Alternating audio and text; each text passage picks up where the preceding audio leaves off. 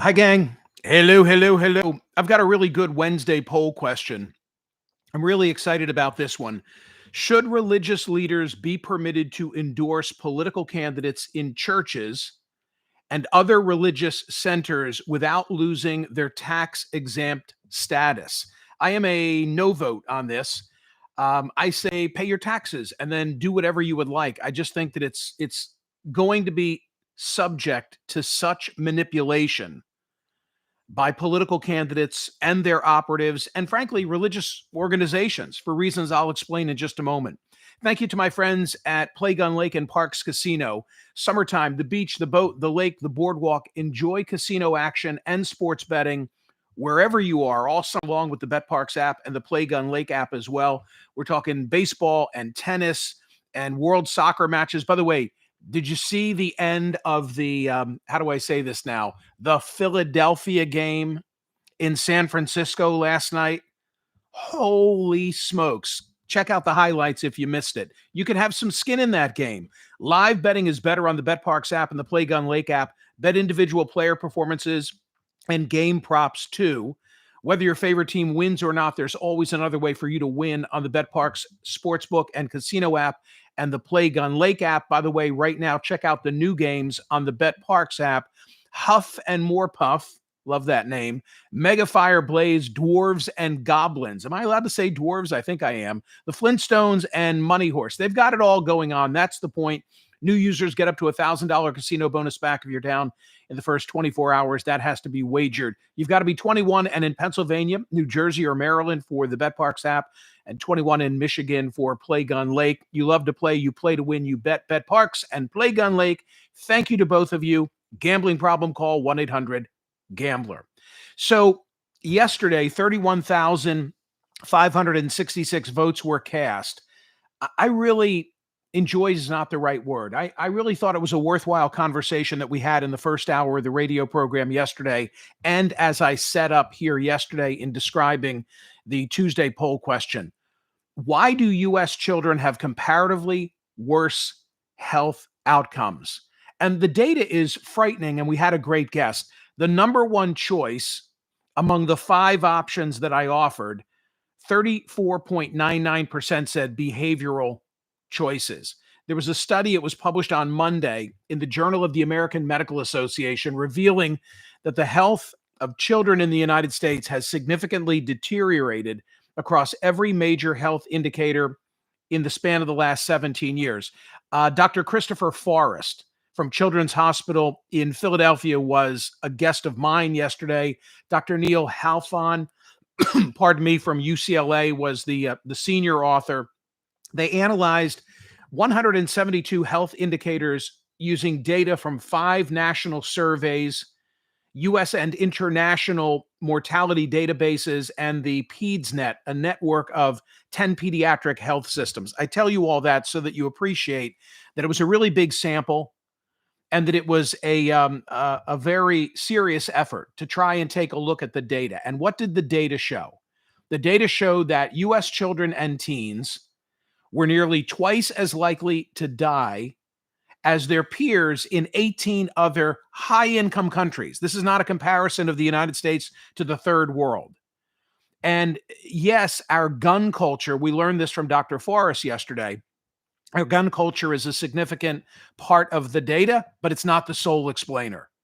There's something else going on. So for, as quote unquote rich or as quote unquote wealthy as we are lagging way the hell behind when it comes to these metrics pertaining to U.S. children and teens. It's really scary. And the question is why?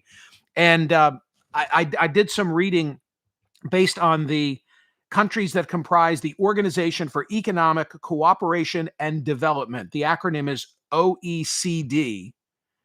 And they say that while research on the U.S. health disadvantage has called attention to conspicuous proximal causes such as opioids, firearms, and obesity, the pervasiveness of this disadvantage has led scholars to examine systemic factors that may be at the root of the issue.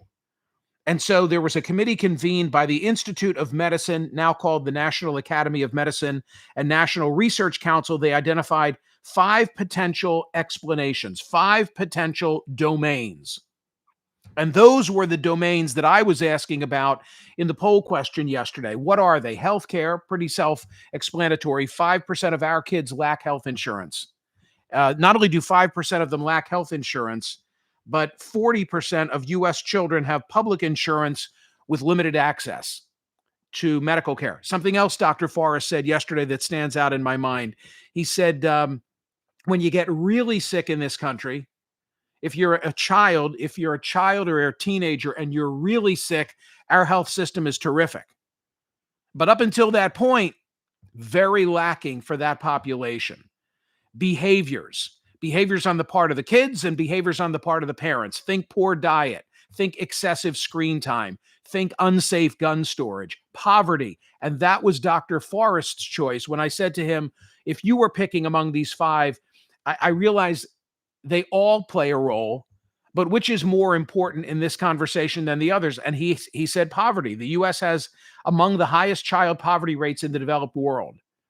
Environment, underinvestment in safe neighborhoods, exposure to pollution and other environmental factors.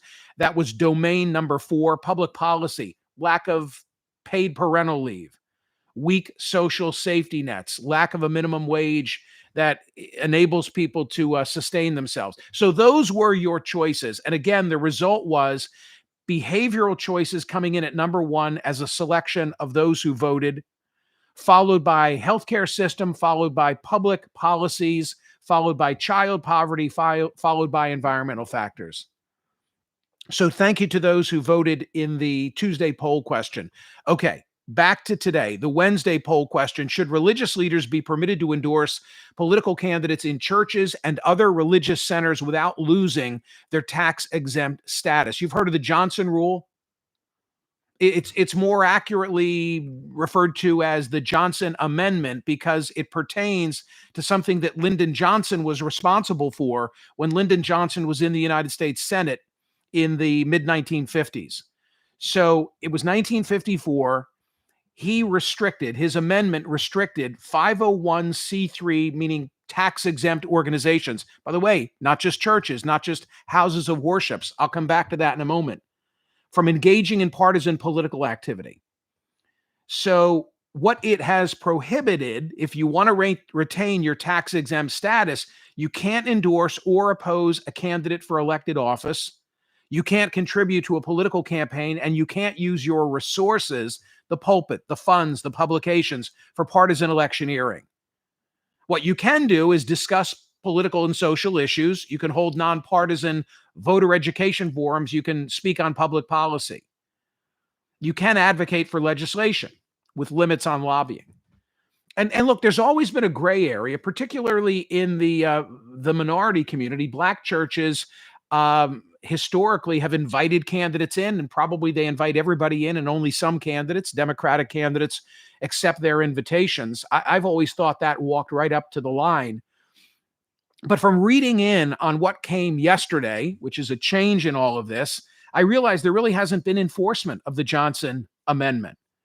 So what transpired now? The IRS has moved to allow political engagement from churches. This is perceived as a win for evangelical groups. They said, the IRS, that religious leaders could endorse political candidates in churches and other religious centers without losing their tax-exempt status. The agency said that in a court filing intended to settle a lawsuit filed by 2 Texas churches and an association of Christian broadcasters.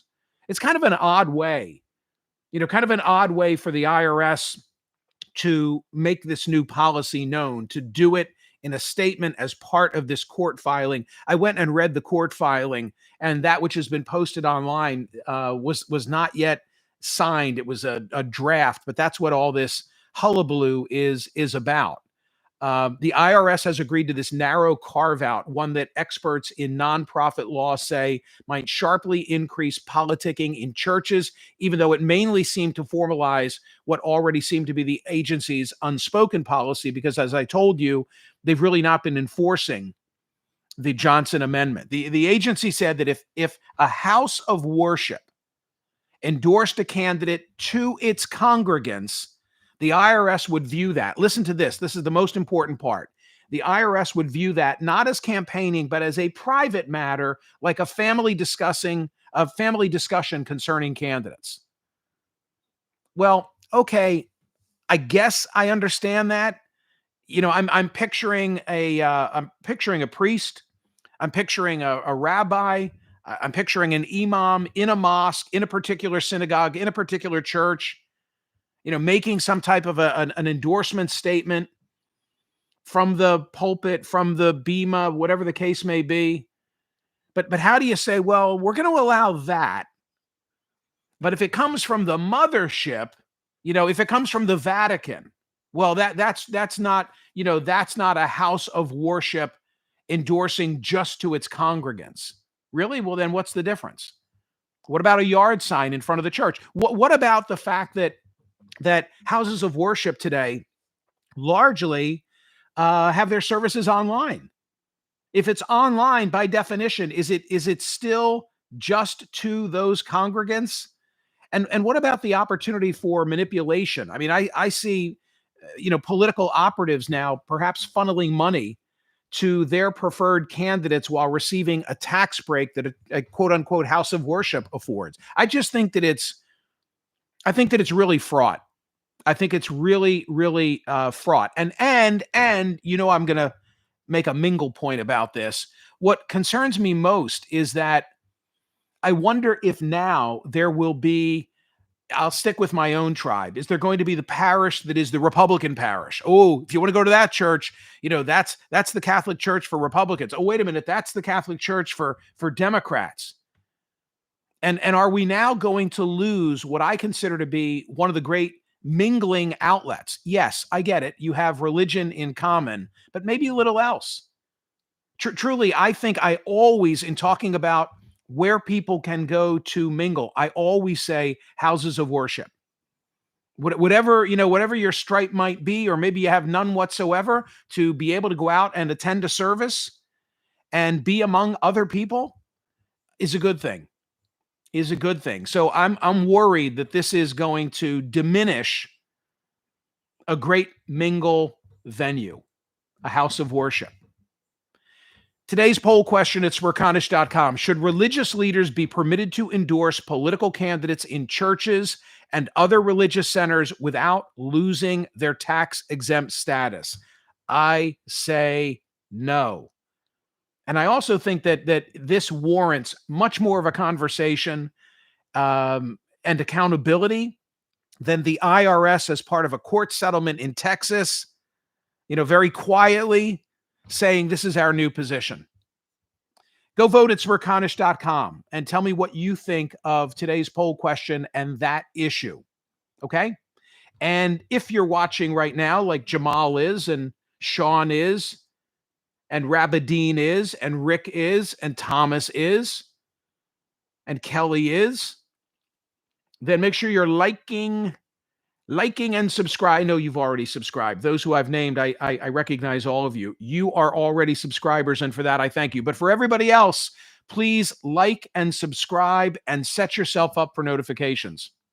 Okay? Thank you. Yeah, appreciate the love. There you are. And I see you, Sue Ann Engel. Ladies and gentlemen, thank you. See you soon. Go vote at Smerconish.com.